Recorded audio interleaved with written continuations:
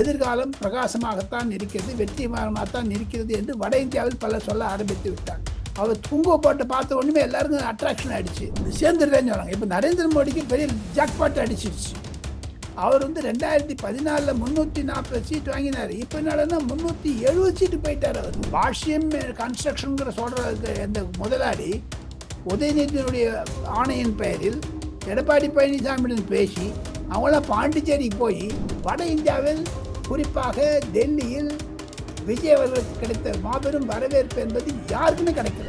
அந்த 3 தடவை தேர்ந்தெடுக்கப்படுவார் இவர். அவ்வளோ ஸ்ட்ராங்காக போயிட்டார். இப்போ இந்த பிரவீன் சக்கரவர்த்தி நடுவில் எரியிற எண்ணெயில் கொளுத்தி விட்டார். ராகுல் காந்திக்கு நடுவில் பேசுறதெல்லாம் நின்று போச்சு. அது ஏன் 7,000 ரூபா கோடி 7,000 crores ரிலீஸ் பண்ணிட்டார் சார் பிரைம் மினிஸ்டர் விஜய் கேட்டதுனால சென்னைக்கு வரக்கூடிய திட்டங்களுக்கு.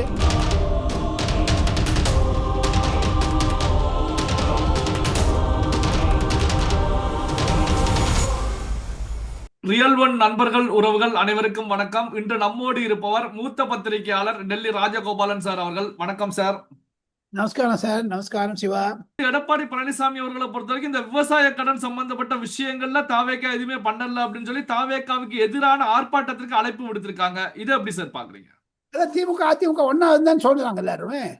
அந்த மாதிரி ஒரு சுச்சுவேஷன் தான் போயிட்டு இருக்குது. எங்க 4ஆம் தேதி மே மாசம் ரிசல்ட் வந்ததோ இல்லையோ, 5ஆம் தேதி காத்தால பாஷ்யம் கன்ஸ்ட்ரக்ஷனுங்கிற சொல்ற அந்த முதலாளி உதயநிதியினுடைய ஆணையின் பெயரில் எடப்பாடி பழனிசாமியுடன் பேசி அவங்களாம் பாண்டிச்சேரிக்கு போய் உங்களுக்கு டெப்டி சீஃப் மினிஸ்டர் தரேன் நீங்கள் வந்துருங்கன்னு சொல்லிட்டு அது ஒருபடையிலன்னு ஒன்றையும் திருமாவளவன்லாம் தூண்டி விட்டது.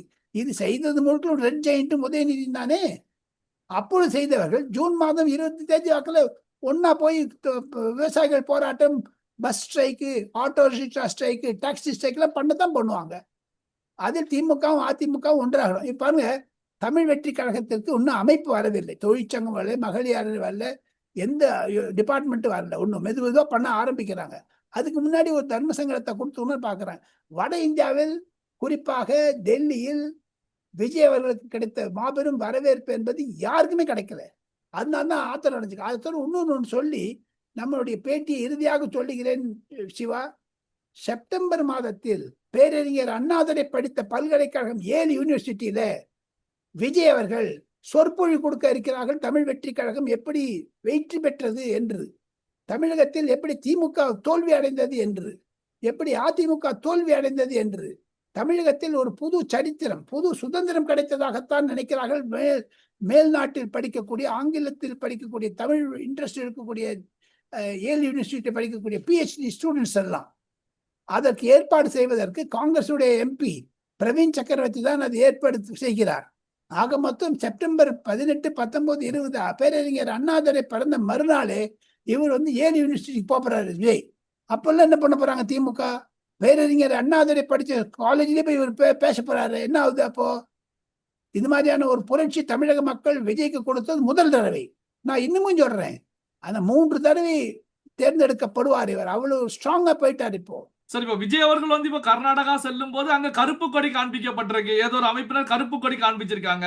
அதே நேரத்தில் பாத்தீங்கன்னா கர்நாடகாவுடைய முதலமைச்சராக இருக்கக்கூடிய சிவகுமார் அவர்களை பொறுத்த வரைக்கும் மேகதாடு அணை கட்டுவதற்கு அனுமதி கொடுக்கணும் அப்படின்னு சொல்லி பிரதமர் மோடி அவர்களிடத்துல ஒரு மனுவை முன் வச்சிருக்காங்க. தமிழகத்துல டிவிகே கூட கூட்டணியில காங்கிரஸ் இருக்கிறது, அமைச்சரவையில இடம் பெற்றிருக்காங்க. இந்த பக்கம் தமிழகத்திற்கு எதிராக அணை கட்டுவதற்கான விஷயங்கள்ல கர்நாடகா, கேரளா செயல்பட்டு இருக்கு. இதை எப்படி சார் பார்ப்பது? குழப்பம் தான் இருக்கு. எப்படி ராகுல் காந்தி தன்னை முதலமைச்சர் பிரதமராக்க வேண்டும் என்று நினைக்கிறாரோ, ஸ்டாலினை முதலமைச்சராக முன்மொழியவில்லையோ, அதே மாதிரியான குழப்பம் இருக்கிறது. ஆனால் அதையெல்லாம் தாண்டி விஜய் அவர்கள் மூகாம்பிகை கோவிலுக்கு சென்று அப்பொழுது அங்கே போகும்போது ஒரு சிவகுமாருடைய அமைச்சர் ரிசீவ் பண்ணியிருக்காரு. ஞாபகம் இருக்கு அவங்களுக்கு? வரவேற்றிருக்கிறார். மூகாம்பை கோவிலில் போய் ஷர்ட் போடாத ஒரு பிரார்த்தனை பண்ணியிருக்காரு. 8 கோடி தமிழ் மக்களுக்கு நல்ல வாழ்க்கை அமைய வேண்டும் என்று ட்விட்டர்ல போட்டிருக்காரு. இதெல்லாம் வரவேற்கத்தக்கதாகத்தான் நான் பார்க்கிறேன். திமுக, அதிமுக, காங்கிரஸ், தவேகா உறவு இருக்குதோ இல்லையோ, இதெல்லாம் விட்டுருங்க சிவா. விஜய் அவர்கள் தன்னுடைய காலை ஊன்றி விட்டார். இனி அவருக்கு எதிர்காலம் பிரகாசமாகத்தான் இருக்கிறது, வெற்றிகரமாகத்தான் இருக்கிறது என்று வட இந்தியாவில் பலர் சொல்ல ஆரம்பித்து விட்டார். அவர் குங்கும போட்டு பார்த்த ஒண்ணுமே எல்லாருக்கும் அட்ராக்ஷன் ஆயிடுச்சு, சிபி ராதாகிருஷ்ணன் சொல்லியிருக்காரு, அவர்கிட்ட குங்குமப்பொருத்து கொடுத்துட்டு மலை மந்தல்லேருந்து வந்தது எது, நீங்க இட்டுங்கன்னு சொல்லிட்டு இட்டுண்டாரு. அவர் ரகசியமா பேசும்பொழுது நீங்க வந்து ஆட்சி நல்லா பண்ணணும், பொதுமக்கள் உங்களுக்கு ஆதரவு கொடுத்துருக்காங்க, கோயம்புத்தூர்ல இவ்வளவு பண்ணியிருக்காங்க, வாழ்க எல்லாம் சொல்லி கை கொடுத்து கட்டின்னு படுத்திருக்காரு. அதே மாதிரிதான் மோடின்னு சொல்லியிருக்காரு. இதெல்லாம் வச்சு பார்த்தால் கண்டிப்பாக தமிழகத்திற்கு 8 கோடி தமிழர்களுக்கு நன்மையை செய்வார் விஜய் என்பதுதான் சூழலாக இருக்கிறது. சரி, இப்போ 8ஆம் தேதி வந்து இண்டி கூட்டணியில் ஆலோசனை கூட்டம் நடந்தது. அதற்கு திமுக அழைப்பு விடுக்கப்படல அப்படிங்கிற செய்திகள் வெளியாக இருந்தது. திமுகவும் கலந்துக்கல. இப்போ ராகுல் காந்தி வந்து திமுக கலந்து கொள்ளலாம் அப்படின்னா இதனுடைய பின்னணி என்ன சார்? அது விஜய் கழட்டி விட்டு போறாங்களா, இல்ல விஜயை வச்சுன்னு திமுக வச்சுப்பாங்களா? எப்படி மதிமுகவும் திமுகவும் ஒரே அணியில் இருந்தது அந்த மாதிரியா? புரியவே இல்லையே. ராகுல் காந்தி 2029 பிரதமராக வேண்டும் என்று துடிக்கிறார். ஆனால் அதே சமயத்தில் முரசொலியில் கடந்த 3-4 நாட்களாக ராகுல் காந்திக்கு எதிராக பச்சையா கொச்சா எழுதுறாங்க. முதுகுல குத்த பேக் ஸ்டாபிங், முதுகுல குத்தினாருன்னு சொல்றாங்க. இப்போ ராகுல் காந்தி திமுக வச்சுட்டாங்கன்னா முதுகுல குத்தினா எடுத்துருவாங்களா அந்த கத்திய? எதற்காக ராகுல் காந்தியும் அவசரப்படணும், திமுகவும் அவசரப்படணும் புரியவில்லை. இப்ப விஜயோட 2 மந்திரி இருக்காங்களா சிவா, அவங்களாம் வெளில வந்துடுவாங்களா? அப்ப தமிழ் வெற்றி கழகத்துடைய ஆட்சி கவிழுமா? ராகுல் காந்தி திமுக ஒரு எம்பி வாங்கினாரு, கிறிஸ்டி திருலோக். இவங்கிட்ட பிரவீன் சக்கரவர்த்தி ஒரு எம்பி வாங்கினார். 2 எம்பி வாங்கிட்டு 2 பேரையும் டாடா பை பைன்னு சொல்லுவாங்களா காங்கிரஸ்? தமிழ்நாட்டில் காங்கிரஸ் வந்து மிக அவலமான நிலையில் இருக்கிறது.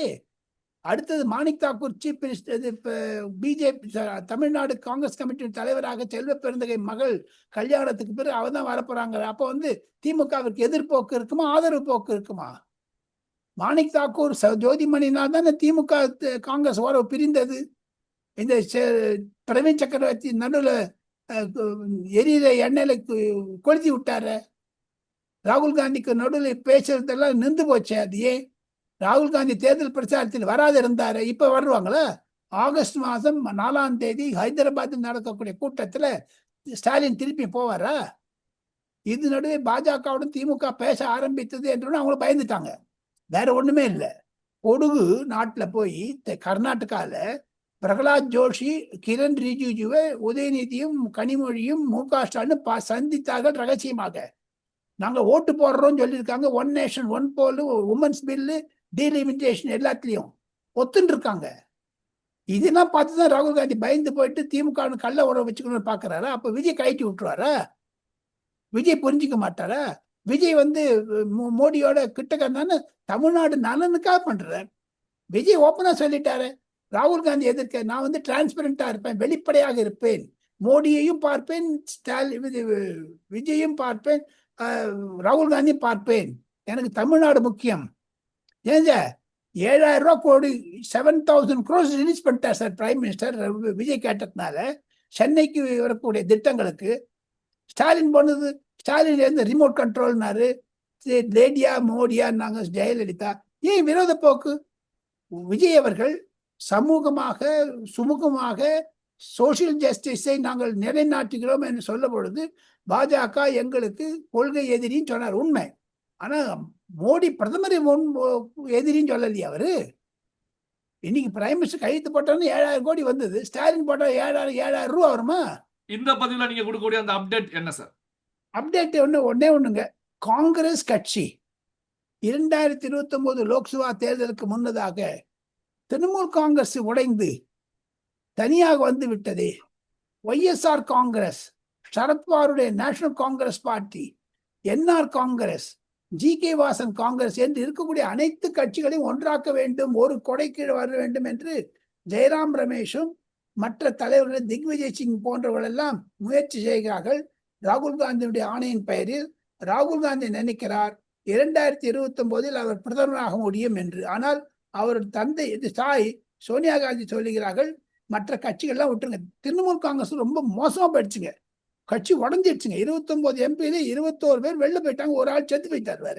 அந்த 21 பேர்ல தேசிய ஜனநாயக முன்னணியோடு சேர்ந்துடுறேன்னு சொன்னாங்க. இப்ப நரேந்திர மோடிக்கு பெரிய ஜாக்பாட் அடிச்சிருச்சு. அவர் வந்து 2014 340 சீட் வாங்கினாரு. இப்ப என்னன்னா 370 சீட்டு போயிட்டாரு அவரு. சிவசேனா உடந்து விட்டது. காங்கிரஸ் இப்ப திமுக சப்போர்ட் பண்றேங்கிறாங்க, காங்கிரஸ்ல இருந்து வெளில வந்ததுனால. இப்ப நரேந்திர மோடிக்கு தான் அதிர்ஷ்டம் அடிக்கிறது. இருக்கக்கூடிய சூரிய நிலத்தை பார்த்தீங்கன்னா தமிழகத்திற்கு பல நன்மைகளை செய்ய வேண்டும் என்று மோடி நினைக்கிறார். அதற்கு விஜய் பயன்படுத்துகிறார்கள். எது இருப்பினும் அனைத்து காங்கிரஸ் கட்சிகள், சிதறிப்போன காங்கிரஸ் கட்சிகள் ஒன்று இணையுமா என்ற கேள்விதான் டெல்லியில் பிரமாதமாக பேசிக் கொண்டிருக்கிறார்கள் சிவா என்று சொல்லி நான் தங்களுடைய நேரிலிருந்து விடைபெறுகிறேன். அடுத்த வாரம் பேசும்போது பல ரகசிய தகவல்களை சொல்ல ஆசைப்படுகிறேன் சிவா. பல்வேறு முக்கியமான தகவல்கள், செய்திகளை நம்முடைய உறவுகளுடன் பகிர்ந்து கொண்டதற்கு நன்றி சார். நன்றி. தேங்க்யூ.